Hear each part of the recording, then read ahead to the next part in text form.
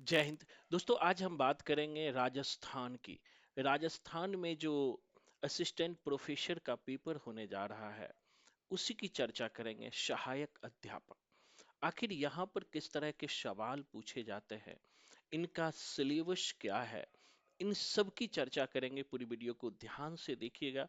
अगर आप भी राजस्थान का पेपर देने जा रहे हैं, तो ये आपके लिए बहुत ही महत्वपूर्ण होने जा रहा है, बहुत ही लाभकारी होने जा रहा है।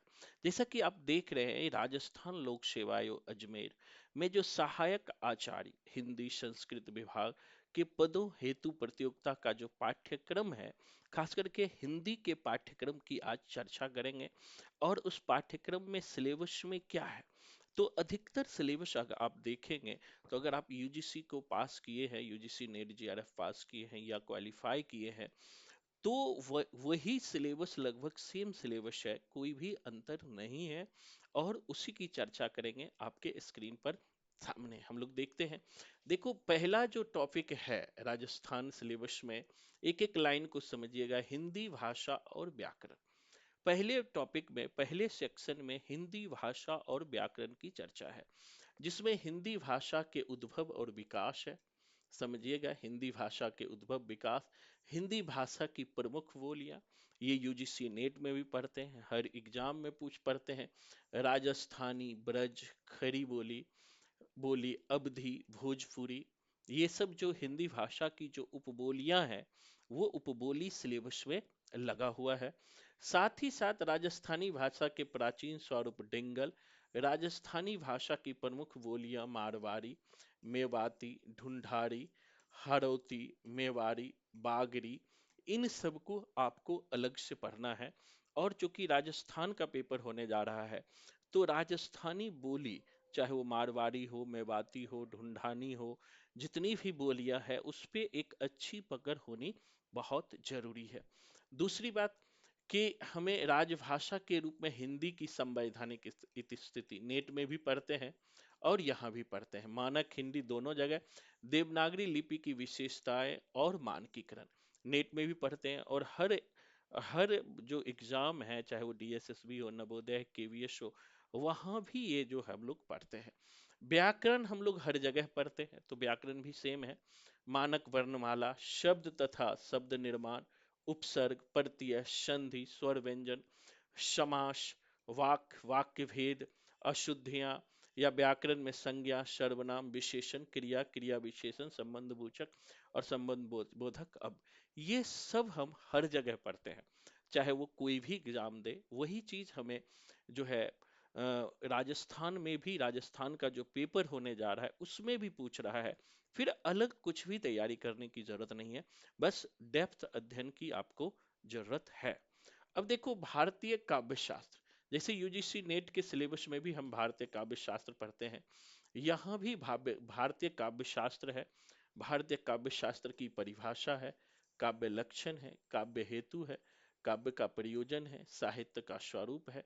भारतीय काव्य शास्त्र में रस सिद्धांत, साधारणीकरण, रस की निष्पत्ति, ध्वनि सिद्धांत, वक्रोक्ति सिद्धांत, अलंकार सिद्धांत, अलंकार में भी अनुप्रास, यमक, श्लेष, वक्रोक्ति, उपमा, उत्प्रेक्षा, रूपक, संदेह, भ्रांतिमान, विभावना, व्यंग संशयी, अपहंतु, ये सब जो है यहाँ पर अलंकार में भी लगा हुआ है।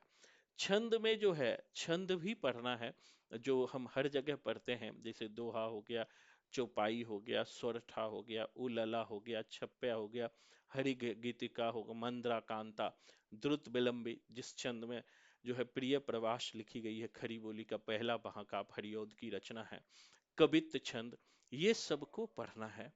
और पश्चात काव्य शास्त्र में यूजीसी का ही सिलेबस है, आपको पता है। वेस्टर्न काव्य शास्त्र में भी अलग कुछ नहीं पढ़ना है। वेस्टर्न काव्य शास्त्र में प्लेटो के काव्य सिद्धांत पढ़ना है, अरस्तु के काव्य सिद्धांत पढ़ना है। अगर हमारे पास पढ़े होंगे तो ऑलरेडी पढ़ा होगा आपने। अनुकरण, विरेचन, त्रासदी, लॉन्जाइनस का उदात्त हमने पढ़ा ही है। क्रोचे का अभिव्यंजनावाद भी वेस्टर्न में हमने पढ़ा है।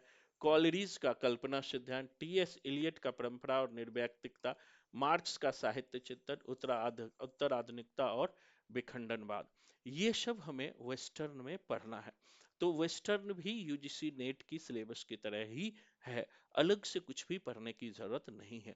अगर मेरे पास पढ़े हो तो अलग से आपको कोई तैयारी करने की जरूरत नहीं है। अगर आप नहीं पढ़े हो तो 15-20 दिन के क्लास में भी ये सब चीजों को आप तैयार कर सकते हो। इसी तरह से आदिकाल, आदिकाल का जो सेक्शन है उसमें पृथ्वीराज रासो, सिलेबस में पृथ्वीराज रासो, पद्मावती का समय वहां भी पढ़ना है, यहाँ भी पढ़ना है।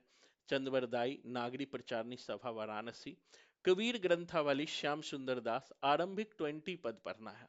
आरंभिक 20 पद पढ़ना है। साखियां जो है गुरु को अंग पढ़ना है, एवं विरह के अंग नागरी प्रचारणी सभा बनारसी द्वारा प्रस्तावित पढ़ना है। मीरा की पदावली हर जगह जो पढ़ा जाता है वही पढ़ना है, लेकिन यहाँ पर संपादक डॉक्टर शंभू सिंह मनोहर का पढ़ना है।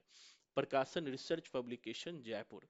भ्रमर गीत सार शुक्ल का ही पढ़ना है, जो यूजीसी के सिलेबस में वही सिलेबस है, मात्र आपको 30 पद पढ़ना है। अगर आप यूजीसी की तैयारी करने होगे तो सेम सिलेबस वहां भी है। तो और प्रकाशक जो है नागरी प्रचारणी सभा ये है। इसी तरह जायसी ग्रंथावली का नागमती वियोग खंड पढ़ना है। कवितावली तुलसीदास का जो पद संख्या 65 से 110 पढ़ना है।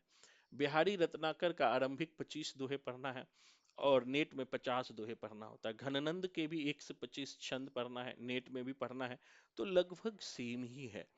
तो बस आपको 10 से 15 दिन में आप पूरे सिलेबस को तैयार कर सकते हैं। जो भी राजस्थान का दे रहे हैं, अच्छे स्कोर की तरफ आप बढ़ सकते हैं। आधुनिक काल में जो है कामायनी जयशंकर प्रसाद का चिंता और श्रद्धा सर्ग है। राम की शक्ति पुजारा निराला का पढ़ना है। अंधेरे में मुक्तिबोध, गोदान पढ़ना है। महाभोज पढ़े ही हो।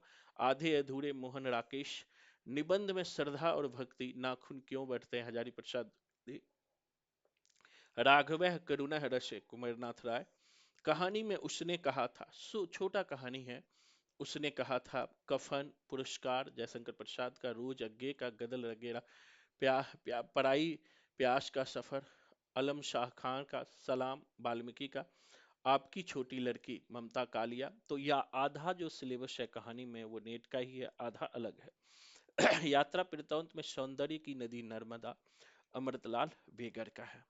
अब देखो, जो पैटर्न ऑफ क्वेश्चन पेपर होगा, ऑब्जेक्टिव है। Objective type question paper, maximum marks जो 150 है।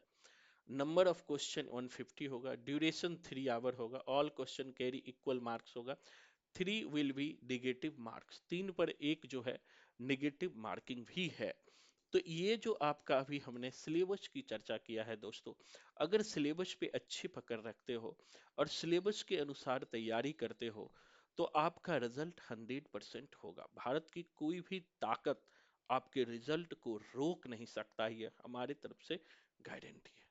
अगर आप भी 100% रिजल्ट चाहते हैं तो एक बार क्लास लेकर, फ्री क्लास, कोई रजिस्ट्रेशन फी नहीं है, एक फुटी कौड़ी भी नहीं है, तो आप ज्वाइन करके देख सकते हैं। धन्यवाद।